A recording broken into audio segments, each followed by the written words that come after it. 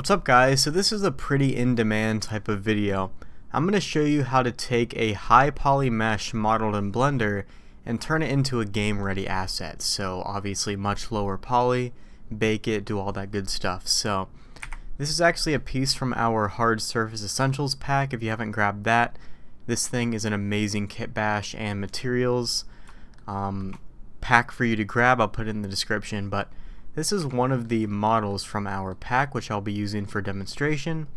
So first of all, let's go ahead and discuss the poly count. So if we go ahead and select everything and go into edit mode, you can see we have about 11,776 vertices in here.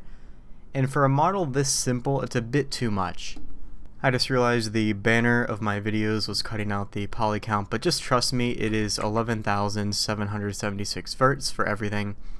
Bit too high for a game asset. So the way I approach these things when I'm turning it into low poly and ready to bake is I first of all, in the most ideal situation, I would have all the booleans here in the modifier stack so that way I can remove them. And the reason for that is, see this cut down here, for example, this cut right here, waste of geo. We could easily bake out this detail in a normal map, so this detail we don't really need for a low poly. But issue here is I don't actually have any boolean modifiers, it's all locked in. So if I still had the modifiers live in the stack, I would probably just remove this piece. But I'll just show you the more complex but technical way of doing this. Before we get started, I just want to shout out our Patreon. Every single month you guys will get a ton of exclusive tutorials, decal packs, project files, art critique videos, the whole 9 yards for as little as $2 a month. So if you want to support us on Patreon, the link will be in the description. I think you guys will really enjoy it. Anyways, let's get started. Okay, so first thing we need to do is just kind of assess our situation over here. I kind of have a long name going on. What I'm going to do is rename each of these. I'm just going to name this base, rename this handles, and rename this to canisters, okay? And I'm actually, you know what, I'm going to rename all of these to _high afterwards, because this is really good for management purposes, because when we bake we're going to definitely want the high and low poly underscores there. Okay, so now what we need to do, now that we have this high poly mesh, which most of you probably have after modeling, we need to turn it into a low poly game ready asset. This is really easy to do, so eventually we'll join all this together and do all that good stuff, but first of all, let's just go step by step. I'm going to start with this piece. Just isolate the view with / on the numpad and get to work. Alright, so this is our high poly version, as you can see. If we go into our edit mode here, well, you can't see it, but about 3,500 vertices on this piece, a bit too much. So first thing we're going to do is duplicate this piece with Shift D, and we're going to rename this new one to base _ low. So this is the one we want to kind of decimate and get a little bit lower poly. So I'll show you how to approach this. The high poly one's done, can move that out of the way, don't have to worry about it. This low poly one, or soon to be low poly, is the one we're most concerned with. So basically what you want to do is take the high poly mesh and start getting rid of just excess geo you don't really need. In this case it's a pretty planar hard surface object, so you know, a lot of these pieces like this thing in the middle, we don't want to dissolve this one out here because it's like holding the curvature of this cylinder, or cylinder cut rather. So what we're going to do instead is just deselect these two edges right here, get rid of that. These connection points are pretty awful, but we'll deal with that later.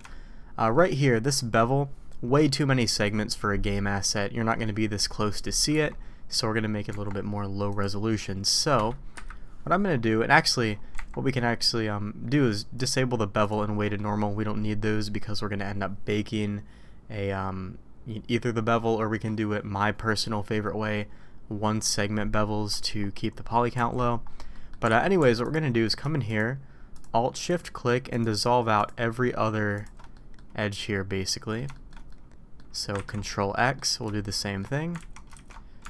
Come in here, Alt Shift click, come all the way around, dissolve that. Now you can see it's kind of lower poly. And this is kind of the gist of things. We're just reducing the poly count to something more reasonable. There's no reason to have, you know, this many sets of edges in the bevel, because it's going to be more low poly game asset and something that we're not going to be zooming in on. So dissolve that out. We have a stray edge right here. Get rid of that. Get rid of this one. We need these connection points for the booleans, so no big deal. We'll assess the n-gon situation later. Sometimes the n-gons can be problematic depending on how they're connected up. If things triangulate well, generally it's okay, but we'll get to that path when it's, come upon us. So let's first of all just keep working here. We don't need to do this to each side. This is a completely symmetrical object on both the y and x axes. What I'm going to do is simply run a symmetry across the y and across the x to get the same exact result over here. Only thing is we'll have a symmetry line. We can dissolve that one out. We don't need it. And dissolve that out as well. So yeah, whenever you run a symmetry, it's going to add these lines back in, so just be wary. Not really a big deal though, just kind of dissolve them out. And for some reason this kind of moved. Let me pull that back a bit and pull this one back a bit because the curvature kind of got hurt right there. Okay, perfect. So top's basically done. Actually no, it's not. We do need to do this inside area. So what I'm going to do, easiest way to do this instead of having to like go in and shift click around is to probably use machine tools. You know what, scratch that, we don't need machine tools. What we're going to do is select one of these edges here, then press Shift G, select by length, make sure the threshold is set to 0, and then check or deselect and we should be good. Let's do 1 for the offset and then Control X to make that lower resolution. And let's deselect this one. We'll just go ahead and symmetrize it. So Control X and then should be low enough, I think, for resolution. And I'm just going to go ahead and run a symmetry. Get it over on that side, get rid of that, and we should be good to go. So same idea, I'm just going to go down to one of these quadrants here, make it lower res, so get these guys right here, dissolve that out. Get these guys right here, dissolve that out, and let's go ahead and reconnect this guy up here somewhere. We'll just, will that be okay? Yeah, it should be fine. We'll go ahead and turn on auto merge, slide this up, slide this one up, take care of the top here, and then take care of this set. This one probably, no, we'll keep it.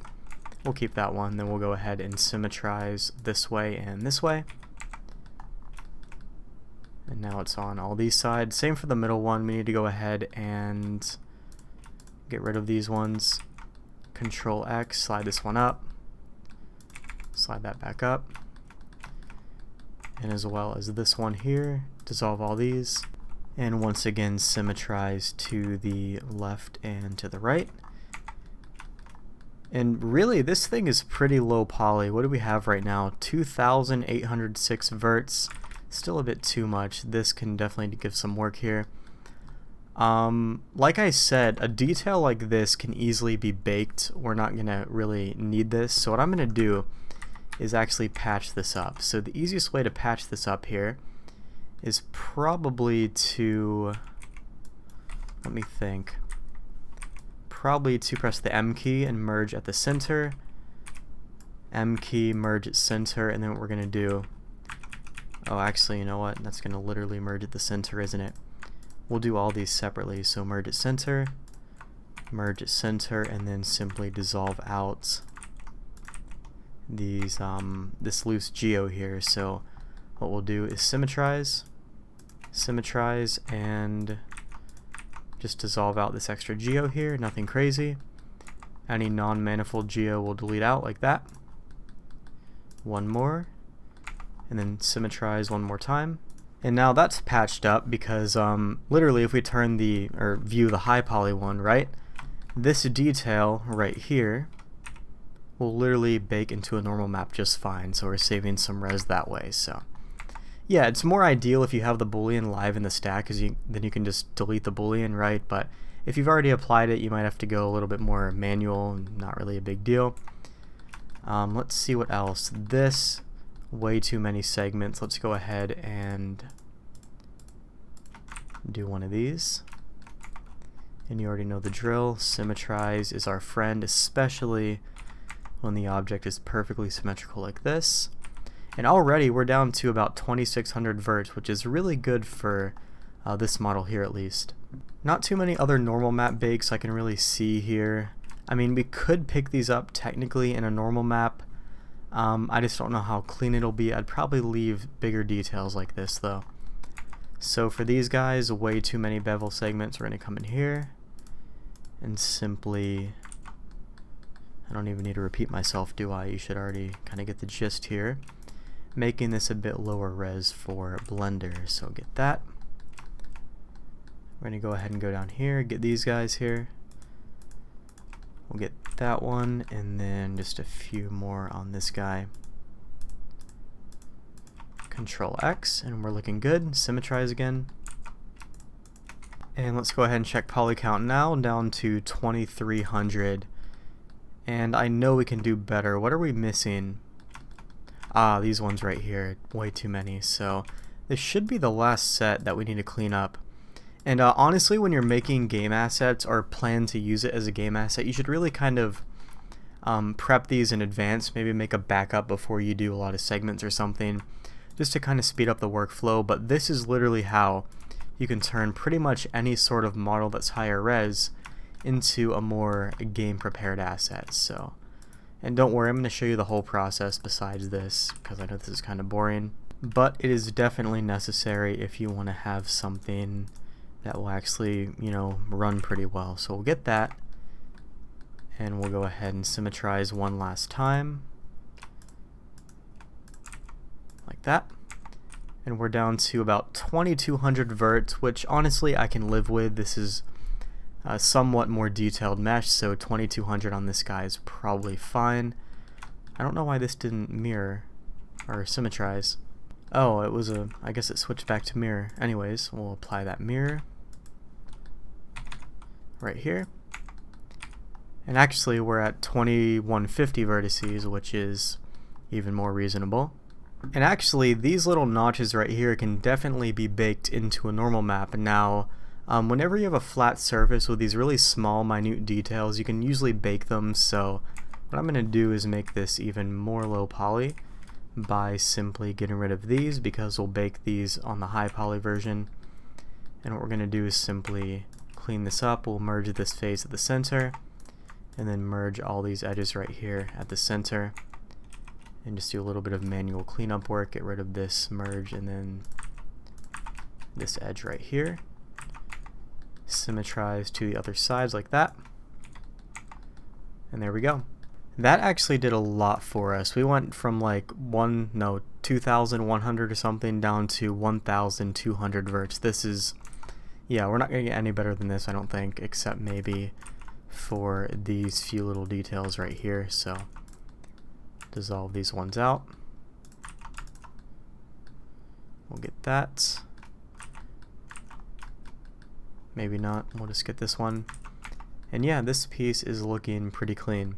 So at this point, if this was the model you were working with, or maybe you have a model and you're applying the same strategy, at this point what you want to do is, once you have a relatively decent poly count given the model, obviously a more complex mesh will be higher in poly count, something like this will be pretty low. But once you have that low poly count, you're pretty much ready to bake. So there's a few things we can do, and there's two different strategies. One is baking out a bevel. So this one has no bevel on it, right? And we could technically bake this piece, bake the bevel from the high poly, like this one, if I can find it. We can bake the bevel from the high poly onto the low poly. And that's a completely valid way to do things. A lot of people in the industry do just bevel bakes, and it's a normal thing. I don't prefer it because one segment bevels are much cleaner. Downside, one segment bevels, let me show you. Right now we have what, 1218 verts, and the cleaner way to do this would be to add a bevel with one segment with hardened normals turned on, meaning if we add a bevel and do one segment, looks pretty clean, right? We could go up to like 3 segments and it would be cleaner, as you can see, but the poly count's going to be way too high for that, so it's not worth it. We usually do 1, and you can do hardened normals, or you could just do a simple weighted normal modifier. And this is a more clean and accurate way to kind of approach bevels on a low poly mesh. Do a 1 segment bevel with face weighted normals and you'll be good to go. You don't have to, I just prefer it this way even though the poly count's a bit higher. Let me show you. As you can see, the poly count did go a bit up to about 2.8k vertices, which it's all about, you know, your budget, right? Depending on what you're ordered to do. I'd recommend going this route though. But I guess for the sake of clarity and just people who really like to conserve geo, I won't. I will just, you know, turn the bevel off or remove it, remove the weighted normal. But I would recommend going one segment bevels with face weighted normals if you want the most detail. But we're gonna bake it in this video. I think it'll be a bit more of a more industry standard type of solution to it. So let's do that. So first things first is a normal map, right? We're going to need a normal map, which means we're going to need a UV layout here, which I don't think we have. We can go ahead and check. We'll go to the UV editor, and we don't. So we could just do a simple smart UV project, and Blender will do an okay job. I don't prefer this because it's messy. One of my preferred ways is to either do it manually or to go up here to select and then select all the sharp edges like this. And then we can kind of work backwards from here, like this edge right here. We don't really need selected. Remove that one, remove this edge, remove these edges right here. And actually, no, we'll keep those, I think. Remove these two. And down here, we'll do the same type of thing. Let's remove these two. And these two. Basically, I'm just trying to find a good seam layout so we can get a pretty clean unwrap. So these seem to catch, so let's go ahead and remove that. Sometimes if the angle's too steep or not within the threshold, you might have to deselect manually. So yeah, this looks good. I think I can get away with this. Let's go ahead and press Control. Actually, no. Remove that one and remove those two. Yeah. And I missed these as well. So we'll remove those, and then now we can do Control E and mark the seam. And as you can see, some of these over here are not as we expected. Let me see, does symmetry work with these seams? Yes, they do. That's even better. Okay, so now we have a pretty clean layout for our seams. This isn't like the most practical solution. I could probably really get in here and make it better, but it's going to be completely fine for what we need. So let me go ahead and press A. And then unwrap this, and you can see we have a much cleaner layout here. So in hard surface meshes, unwrapping based off of sharp angles is a much easier solution to me, and it handles n-gons really well, which is good. So you don't really have to stress too much about that as long as you're not dealing with super curvy surfaces where you really need the topology to be good. Like this, if I triangulate it, like it looks fine. You see what I mean? It's not going to be a big deal. It gets triangulated on bake anyways. Or not on bake, on export, I mean. So yeah, when you export it, it'll get triangulated anyways, so no big deal with that. So yeah, we have a pretty decent layout. Now the next thing we need to do is check the how the UVs are. You can check the textile density and things like that. And the easiest way to do this is to go to the UV editor and add new. We'll do a 4K texture, so 4096, and just the name's fine. Let's do a UV grid and click OK. And I want to see the preview of this, so to do that all we need to do is add a material here and connect that up. So we'll simply add an image texture, so Shift A, image texture, connect that up to base color, and then find that color grid or UV grid, whatever. Connect that up, and now if we go into material view, we can kind of see the unwrap. This is actually a really clean unwrap, but it's also a pretty basic object, so yeah, it's a little bit wonky over here. I'm not a fan of this. We could kind of clean this up by joining things. Perhaps, maybe, let me see. If we go into the back and maybe clean this up a bit. I don't want to spend too long on UVs because that'll just kind of take away the point of this tutorial, but I know some people appreciate it, so I'll do it for you guys that like it. I'm gonna try my best to kind of, you know, make this a bit better. It's probably more so because in the UV editor itself, these are kind of rotated. See that? So really, instead of even adding these edges right here, we could simply try to, you know, rotate it better, but maybe those edges are a better idea, so we'll do that and kind of rotate it. Yeah, this is a pretty sloppy type of UV situation, but not the point of the video. So you know what, how about this? I'll do a separate video on UVs and the best practices there, because this is going to take way too long for me to clean up for this video, and we're just going to completely lose the topic. This will be completely fine for what we need anyways, so let's not stress. This is a pretty good layout for what we're doing. And at this point, we're going to go ahead and bring this into Substance, and I'll show you exactly how I would bake this out. So I'm not going to bother with the rest of the mesh here, like the barrels and the handles, because it's going to follow the same exact process. So I want to keep this video pretty efficient.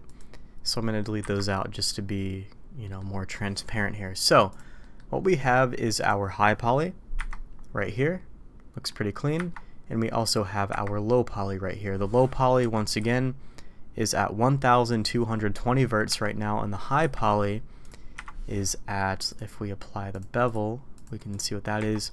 The high poly is at about 27,000 vertices. So that's a big difference there for a pretty simple asset. So that's exactly why we need to make a low poly, which we already did. So let's go ahead and get this guy baked. So some people were yelling at me last time saying, why don't you just bake in Substance? So I'm going to do that this time.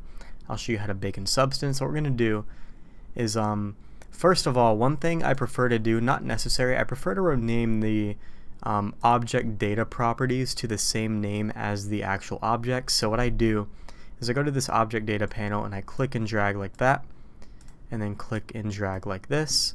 And the reason I do this is because several years ago, when I was, I think back in high school, I was doing something with, I think it was before the Substance days.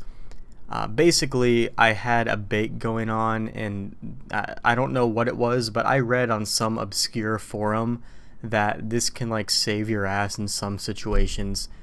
I don't remember where I heard it. I don't know if it's true or a complete philosophy, or not philosophy, but a complete myth. I have no idea, but I've always been doing it that way, so just relaying the info to you. If it's true, then good. If it's not, then I mean, no harm, no foul. So at this point, we're ready to bake. So yeah, basically that should avoid data conflicts and exports. So I mean, there we go. So what we're gonna do is, first of all, select our high poly base right here, the high poly one. Make sure everything's joined together. Join everything, apply all your booleans, all that good stuff. Keep your bevel live in the stack just so that way you can tweak it if you need to. But anyways, at this point, we're going to go ahead and go to File and then Export. Okay, there we go. I always forget in OBS I have like two separate display sources, so I always have to switch it if I go to a new tab. So File, Export, we're going to export as an FBX. We're going to make sure, first things first, tick on selected objects, because if we don't, it's going to export everything in the scene. So tick that on, and we're going to rename this to base_high. And export that. And then this one's going to be base_low. I'm going to go in here, and then same idea, selected objects, and then base_low, and export that. And make sure when you do this, everything is in the same exact position in the 3D viewport, because if it's not, then there's going to be issues with origin points and things like that. So make sure they're overlaying each other, same size and everything. So at this point, we're going to move into Substance and bake this out. Alright, so once we're here in Substance, all we have to do is go to File, New, do 4096 document resolution, and then import the low poly, and that's all you have to do. Click OK. And now what you're going to have is your low poly little mesh here. So nothing crazy. If you want to view it better, you can shift and right click to kind of move the lighting around. But what we need to do now is bake, and I kind of want to show you exactly how the bake's going to look. So I'm going to kind of zoom in on this so you can see. So to bake, we go over here to the texture set settings, and we go down to the bake option. So just click on Bake Mesh Maps, and from here, 4096, I always bake in 4K, it's cleaner that way. And high definition meshes, we're going to select our high poly export from right here. Click on that. And there's only a few things left I would tick on or off. First of all, I'd make the anti-aliasing set to the 4x4. And if you want to be more specific, you can match by the name, so it'll actually, match the meshes based off of the _low and _high. I would just turn that on by default. And at this point, we can kind of adjust these. Well, we want a normal map, we want an AO map, curvature map, ID map, maybe. We probably don't need that for this example, but position and thickness we don't really need. I'm going to turn those off. And once we've done that, and make sure once again your output size is set to 4K, we're going to go ahead and click on Bake Selected Textures. And I really want you to pay attention here because you're going to see a big difference in the quality of the low poly. So check this out. I'm going to click on the button and watch as it kind of starts baking everything. You're going to kind of see some different results. You're going to see the normal map come through on this one, for example. The bevels will be a bit cleaner. You're going to see the bevel bake in. Just going to look better in general, right? So nothing crazy. It does take a bit of time, so be patient, let it do its thing, and it won't take too long. And now that it's done, we're going to click on OK, and as you can see, pretty decent bake. If you zoom in, you can see some pretty visible baking issues. They're going to happen. It's the name of the game, so go to any game asset in any game, you're going to see problems, but these aren't as bad as they could have been. These bakes up here, look at how perfect, well not perfect, but as close to perfect as we're probably going to get. These bakes are super clean up here. You can really zoom in and see. You don't see too much of a difference until you really zoom in on it. What else? The bevels are baked in. See the bevels here? Looks pretty good. And overall it just looks, you know, pretty clean all around. So you can just come in here and start adding in your materials. Go to Smart Materials, add in whatever you want, any metal. Don't click out yet. I have one more thing to show you. Please don't click out. It's really important. But I'll just show you, like, drop that on there, and yeah, you're pretty much good to go. So remember earlier how I told you that one segment face away to normal bevels were the cleaner way to do things, and I wasn't going to originally show you, but it's probably a good idea that I do. So what I want to show you, let me pull Blender back up. Right now our low poly version on this piece has no bevel on it, right? Completely flat surface, no bevel. Now I would highly recommend, if you want to have a more detailed mesh, to run a simple bevel modifier, one segment with face way to normal, so you can do that via a way to normal modifier or simply turn on hardened normals. So I'm going to do that. I'm going to go to one segment, and I'm going to show you the difference here when we actually bake with a one segment bevel versus no bevel. So if you want to do it this way, just remember the poly count is going to be a lot higher, so it's kind of a give and take situation. If you're fine with that, then good. So I'm going to go ahead and show you. So all you have to do, make sure the bevel's on, you have your one segment or whatever, and once you're happy with that, all you have to do is go to File and export this as a new one. So I've already done that. I exported it as a new name right here.